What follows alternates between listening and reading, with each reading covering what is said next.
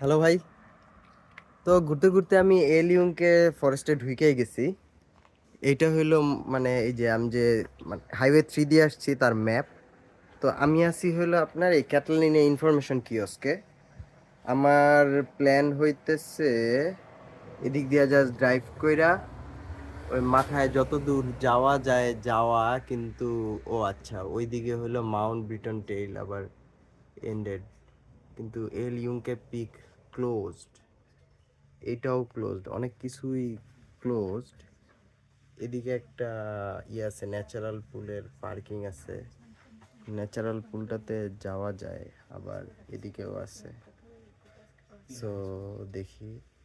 আবার লাস কাবেজাসতে স্যান Juan observation point, আবার 9966 আছে এল বার্দে। মনে হয় এল বার্দে দিয়ে বাইর হবো নাকি এটা ভাবতেছি। আর পিছিয়ে আরেক জায়গায় ছিল ওয়াটারপুল, সরি। ওকে, যাই হোক, এই হলো আর কি ইনফরমেশন। তো আমি এখন বুঝতেছি না যে আমি কি এখন মানে এই এই জিনিসটারে বুধবারের জন্য ফালায় রাখবো। বুধবারে আসা যায়, আজকে যেহেতু আসছি just উপরে 13 কিলোমিটার আপ ডাউন কইরা তারপরে বুধবার দিন দুপুরবেলা আসা যায়, খুব বেশি দূরে তো না। ওকে, দেখি কি করি, আপনারাও দেখবেন একটু পরেই। হ্যালো ভাই। তো আজকে যেহেতু ওয়েদার ভালো, তাই মানে আমারে সাজেস্ট করলো যে আজকে ওয়েদার ভালো, এরকম ভালো ওয়েদার আবার কবে পাবো জানি না। আমি এই টাওয়ারটায় উঠবো না, 1500 ফিট টাওয়ার। তো এই এলাকা থেকে যে পুরা রেইন ফরেস্টের ভিতরে আমরা সাগরটা দেখতে পাইতেছি, এবং জায়গাটা সুন্দর। আচ্ছা, এটা আমার আসলে একটা কমন ডায়লগ হয়ে গেছে, জায়গাটা সুন্দর, জায়গাটা আসলে সুন্দর। অলরাইট। এবং এই তো, এটা হলো ইয়াকুফু টাওয়ার। আমি তাহলে সামনে গিয়ে লিউংকে পিকে উঠবো, দেখি এটা কত দূর থেকে। ওই যে ওইদিকে বিল্ডিং গুলো দেখা যাইতেছে, সান হুয়ান দেখা যায়। সান হুয়ান খুব দূরেও না নাকি? আচ্ছা, একটু জুম করি, ওই যে বিল্ডিং এই টাওয়ারের উপরে। আচ্ছা, উঠার দরকার নাই, দেখি কোনো একটা ইয়া পাইলে তারপরে যা করে করি। হ্যালো ভাই। তো আমি হলো মাউন্ট ব্রিটন হইয়া, ওই মাউন্ট ব্রিটনের ওখানে একটা টাওয়ার আছে, এই যে পিছনে এখনো ভিউ আছে। মাউন্ট ব্রিটন হইয়া আমি এই ট্রেইল হেড দিয়া লিউংকে পিকে উঠবো। তো আমি বুঝতেছি না কতক্ষণ লাগবে, যতক্ষণ লাগবে লাগবে। যদি রিংকন আজকে মিস যায় মিস যাবে, কিন্তু এরকম ওই যে টাওয়ারটা, আচ্ছা দাঁড়ান টাওয়ারটাও দেখাইতেছি। ওই যে টাওয়ার, ওরে খাইছে, ওই জায়গায় উঠতে হইব, খবর আছে। আচ্ছা এনিওয়ে, ওই টাওয়ারে উঠবো আমরা এবং হাইকটা করে ফেরত আসবো। All right. হ্যালো ভাই। আমি জাজমেন্ট একটু ভুল করছি, সেটা হচ্ছে যে লিউংকে এইখান থেকে প্রায় অনেকখানি মানে এলিভেশন গেইন আছে, এবং মাউন্ট ব্রিটনটাই হলো কাছে, জাস্ট দেখা যাচ্ছে 40 মিনিট লাগবে।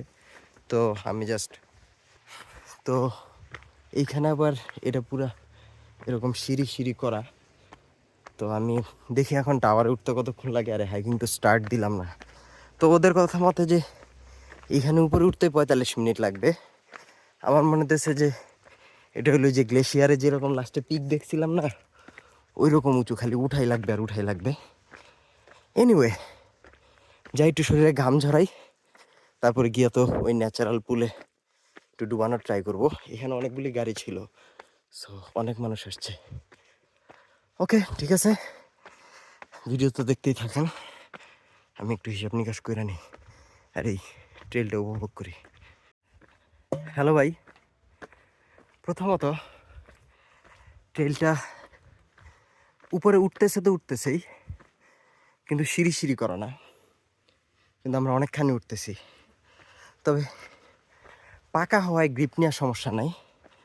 আর আরেকটা সুবিধা হইতেছে যে যেহেতু এটা ট্রপিক্যাল ফরেস্ট, তাই সুন্দর ছায়া ঢাকা ট্রেইল, ডিরেক্ট রোদের মধ্যে যাওয়া লাগতেছে না। অলরাইট, এটা ছিল। আমি জানি না আমি কত দূর আসছি, তবে পৌঁছাইলে বোঝা যাবে। হ্যালো ভাই। আমি হাঁপাইতেছি, তার কারণ হইল অবভিয়াস অনেক এলিভেশন গেইন করছি, যেহেতু আমি ঘড়িতে ট্র্যাকার রেড করি নাই তাই জানি না।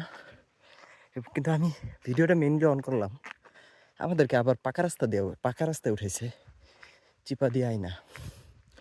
অ্যাপারেন্টলি এদিক দিয়ে গাড়ি যাওয়া নিষেধ, রাস্তাটা পাকা।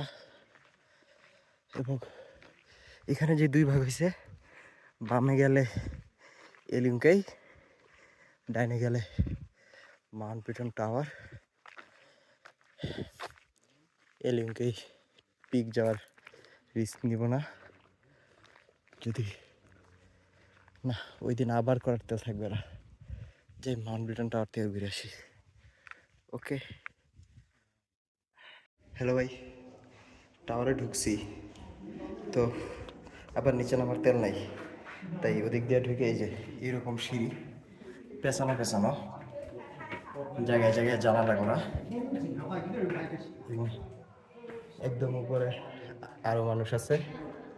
এই যে একটা জানালার ভিউ, ওয়াও, এই যে স্যান ওয়ান।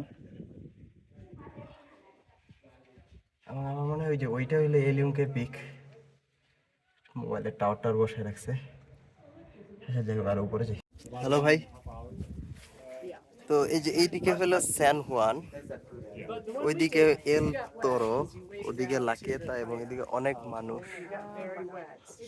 Okay, এবং এইদিকে হলো আরেকটা ভিউ। আমি যদি এল ইউনকেতে উঠতে পারতাম তাইলে একদম পূর্বে সবকিছু খোলা পাইতাম, কিন্তু জীবনে তো সবকিছু পাওয়া যায় না। ওকে, অল রাইট, মানুষজন ছবি টবি তুলতেছে, তাই আমি এখানে খুব বেশি ভিডিও না করি। এবং পোর্টোরিকোর জিনিসটা ভালো আর কি, জিনিসটা মানে মাউন্টেনাস একটা দ্বীপ, নট মাউন্টেনাস। ওকে, এনিওয়ে, থাকেন।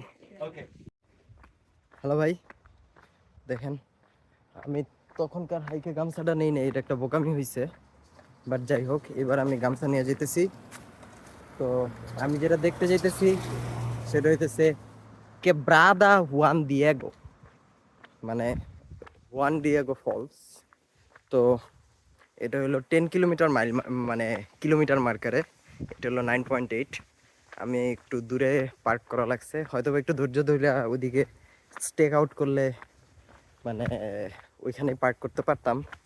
বাট যাই হোক, এই 200 মিটার আশা করি হাঁটা খুব একটা, মানে ব্যাক করা খুব একটা কষ্ট হবে না, কিন্তু 200 মিটার ব্যাক করাটা আপহিল হবে। যাই হোক, যাই ফলসে যাই। হ্যালো ভাই, তো আচ্ছা, মানুষজন অনেক আসতেছে। তো কেব্রাদা মানে সম্ভবত ক্রিক আর কি। তো এইটা হইলো এই ক্রিকটার পাশ দিয়ে গেছে, এবং সামনে গেলে অ্যাপারেন্টলি ন্যাচারাল পুল টাইপ পাওয়া যাবে, যেন মানুষজন চিল করে।